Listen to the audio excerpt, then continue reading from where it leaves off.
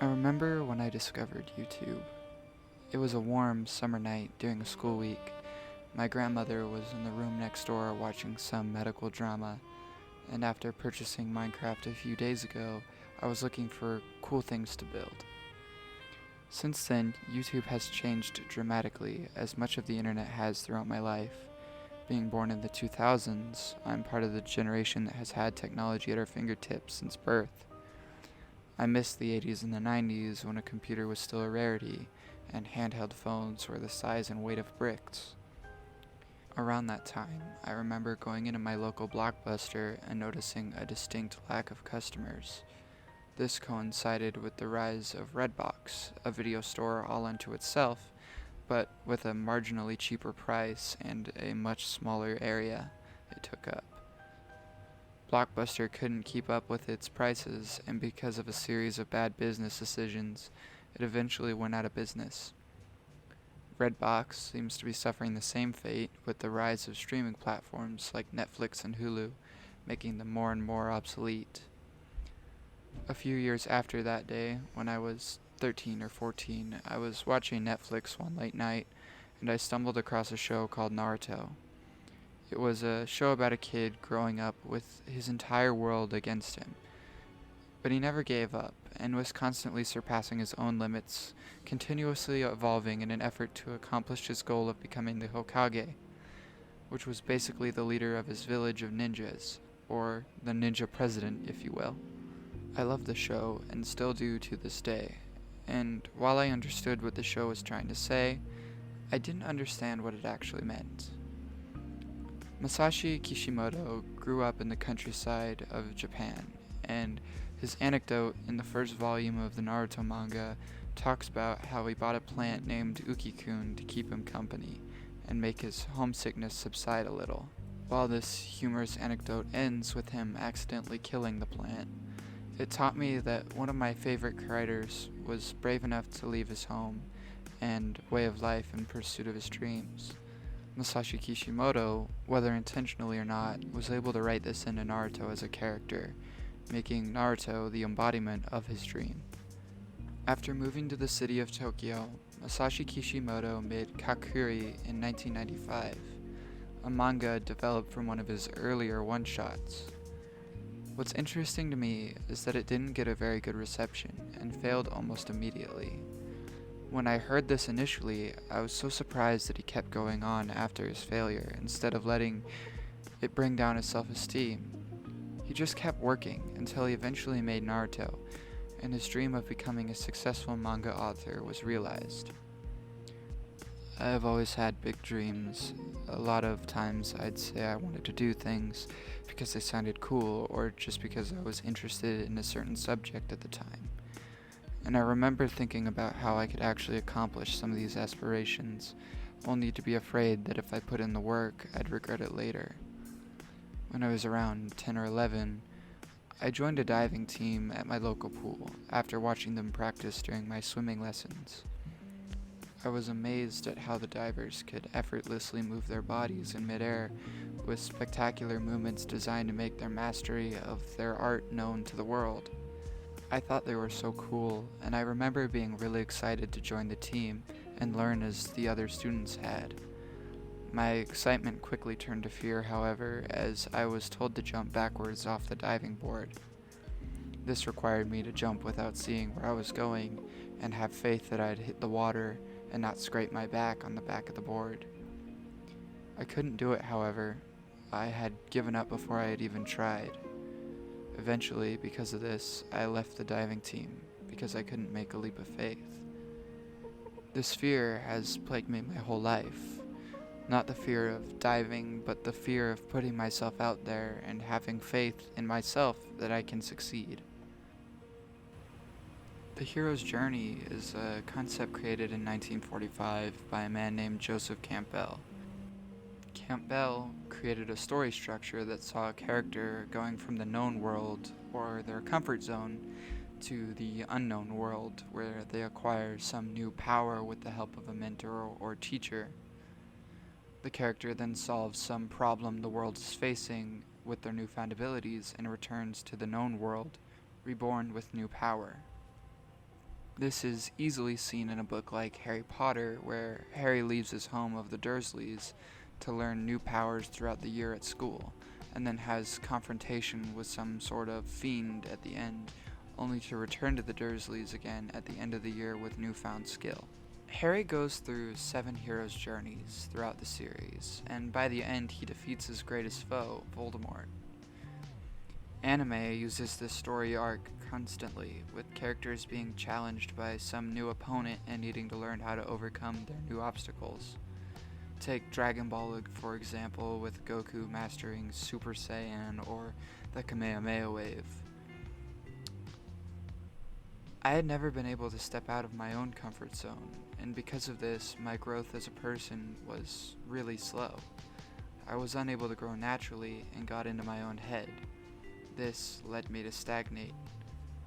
I let my peers surpass me, and I stayed put.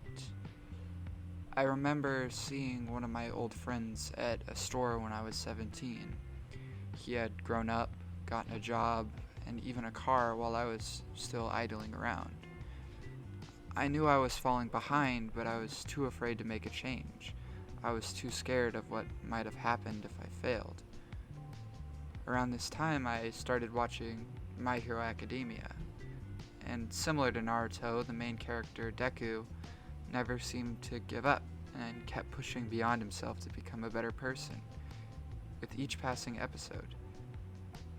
He didn't care if he got hurt or injured, and he didn't care if people said he would never succeed. He was like Naruto. He was extremely brave, and for a while, I felt like I could be brave too. For a while, I started to move on and grow a little. I got a job and started doing kung fu, but for some reason it was short-lived and I couldn't keep pushing past myself like they could.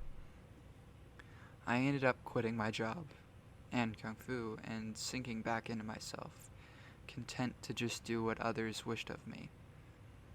I had started to stagnate again.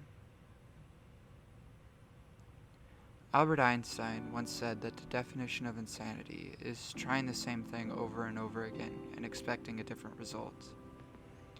By his definition, I had clearly lost it. I just kept idling and expecting to grow without putting in the work, but I was afraid that I wouldn't be able to try hard enough. It was around this time that I came up with a name for my channel, Existor. It was born from a joke in my uncle's Discord server about me not existing. For some reason, every once in a while, I'd just say I don't exist in their Discord server after not posting for like a month or 2. While it was funny to the people on the server, it had a secondary meaning I didn't get at the time. In a way, I really didn't exist as my own person. Sure, I had things I liked and people I looked up to, but I was just coasting like a leaf in the wind. I existed physically, but I was too afraid of myself to move forward under my own power. People often say that hindsight is 20/20, and looking at my own life, there are many things I wish I could change. I wish I had taken that leap of faith and dove off that diving board with all my heart because it was what I wanted to do. Around the beginning of this year, I watched a video by Breadsword, a much better creator and person than I am, called Gurren Lagann and Getting It. I had watched Gurren Lagann myself before, and like Breadsword, I hadn't got what it was trying to say. In his own words, I still couldn't get mad when I should have been.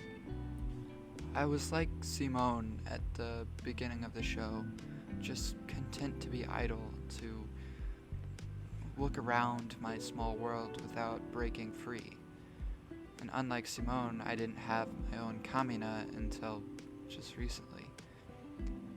After rewatching the show, I noticed the scene where Bunta, the show's little furry mascot, wills himself to become a spiral creature just to help his friends. I overlooked this initially, and while it may seem superficial because of the power of the anti-spirals, it started a change in my mind that only took effect a month later when I watched Black Clover. Again, I was watching another main character that never seemed to give up, except for this time, I got it. It was during the first episode of Black Clover where it clicked. When Asta receives his grimoire and saves his friend Yuno, I finally understood what allowed these characters to reach for the stars, even if the characters themselves were facing impossible odds. It was because they embraced their failures. It didn't matter if they tried and failed, because they were able to use those experiences to try again and succeed. Around that time, I ended up making my first video called While I Like Anime. While this was only about 2 months ago, I'm happy to say that for the first time in a long time, I feel like I'm growing as a person. I think back on my discovery of YouTube a lot these days. While many platforms started in the time since its inception, few have lasted as long or have grown as big. And it's because YouTube is not afraid to evolve and grow with its audience. Unlike Blockbuster, that got stuck in the past and failed to evolve and push past its limits, YouTube changed and grew into the largest video sharing site in the world. This video marks a change in my life, and I will no longer be idle. I'm going to make my own crazy goals and reach them no matter what. That's why this video is my promise to become a popular YouTuber, even if it takes me 10 years. This might just be a hobby, but at least I have a goal to motivate my life with. We as humans are constantly evolving, and in the 19 years I've been alive, the world has completely changed. Our lives as people are more interconnected than ever before, and we are constantly evolving, pushing past our limits. We learn and we grow from our pasts. Our histories help dictate our futures. So don't be afraid to push past your own limits. Go out and become the Hokage, be the Wizard King, go plus ultra, or even just be yourself. Be happy when you fail because it means you will do better the next time. My magic, our magic, humanity's magic is never giving up. And because of that, we can do anything we set our minds to. I've been Exister, and I'm proud to finally exist. If you liked this video, please like and subscribe as I make new videos every Friday, and that'll keep you informed. If you have something to add or just want to say hi, leave a comment and I'll be sure to respond. Thanks for watching. Have a good one.